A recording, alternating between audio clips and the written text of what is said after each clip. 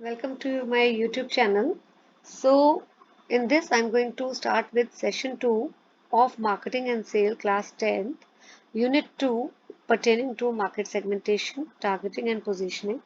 Session 2 relates to market targeting. Market segmentation we have done with in the previous videos. If you have not watched those videos, please go and watch those videos and then only you will be able to understand what does market targeting means. So segmentation आपने एक बारी market का कर लिया, market को divide कर दिया, complex market को, डिफरेंट कंज्यूमर ग्रुप्स को आपने सेम मार्केट में डिवाइड कर दिया, सेगमेंट कर दिया। ठीक है, उसके बाद स्टेप आपका नेक्स्ट आता है टारगेट करना। ठीक है, कस्टमर्स को टारगेट करना। सी जैसे मैं आपको सिंपल अगर डायग्रामेटिकली थोड़ा सा बताऊं, आपकी ये मार्केट था, टोटल मार्केट, जिसको आपने 4 सेगमेंट्स में डिवाइड कर दिया, right? And this is the marketer who is standing and he is selling some products. तो अब he do not want to cater or serve all the 4 segments. ये चारों segments को नहीं करना चाहता.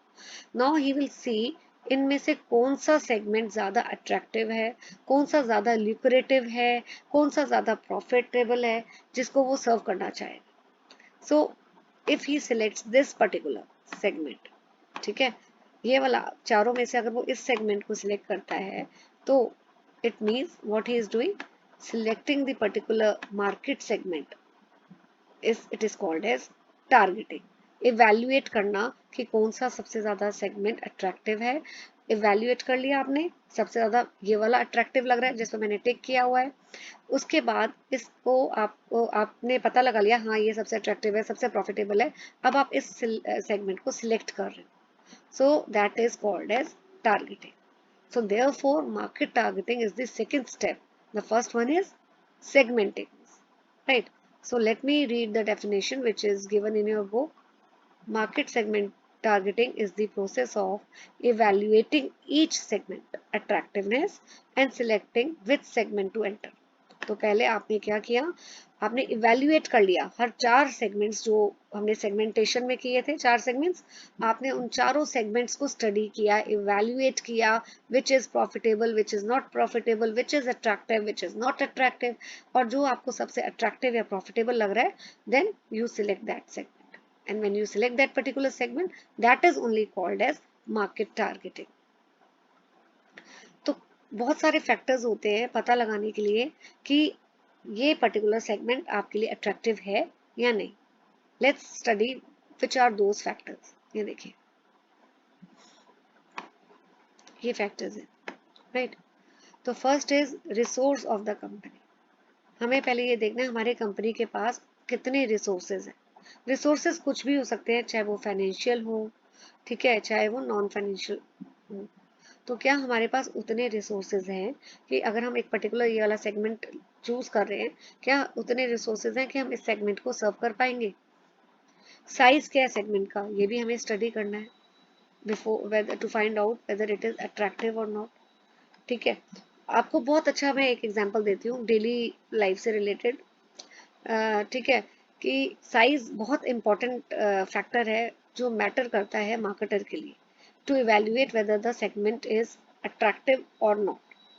ठीक है, बहुत आप उस जो भी एग्जांपल मैं दे रही हूँ सिर्फ समझाने के लिए है, please don't relate to this particular topic.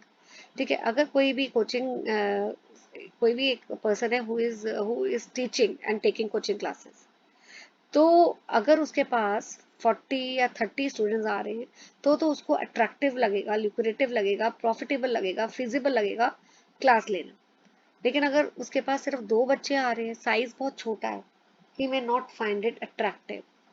ठीक है, क्योंकि उसके एफर्ट्स तो उतने ही लग रहे हैं 1 घंटे में, राइट? तो size of the in similar manner marketer भी यही देखता है कि सेगमेंट साइज क्या है सेगमेंट का. फिर ग्रोथ प्रोस्पेक्ट्स कितने हैं सेगमेंट में, जो भी आप वो चारों सेगमेंट्स जैसे मैंने अभी ऊपर ड्रॉ किया मार्केट को, ठीक है, यहाँ पे वो देखता है कि इन चारों में से कौन सा ऐसा सेगमेंट है जिसमें फ्यूचर में थोड़ा सा ग्रोथ की पॉसिबिलिटी लग रही है. अगर किसी एक पर्टिकुलर सेगमेंट में ग्रोथ की पॉसिबिलिटी लग रही है, तो वही सेगमेंट मार्केटर को अट्रैक्टिव लगता है. Then accessibility of the segment. Accessibility मतलब whether that segment is in possible to reach or not. That is also one factor. then nature of the product being produced. Let me highlight this also. ठीक है, आप कौन सा product बना रहे हो और वेदर ये इनमें से कौन सा सेगमेंट है जो उस जहां से उस प्रोडक्ट की डिमांड आएगी, ये भी आपको देखना होता है। तो ये सारे जो फैक्टर्स हैं ये डिसाइड करते हैं, आपको डिसीजन लेने में हेल्प करते हैं कि पर्टिकुलर सेगमेंट अट्रैक्टिव है या नहीं, right. So thank you. In the next video, I'm going to share and discuss what are the strategies of market targeting.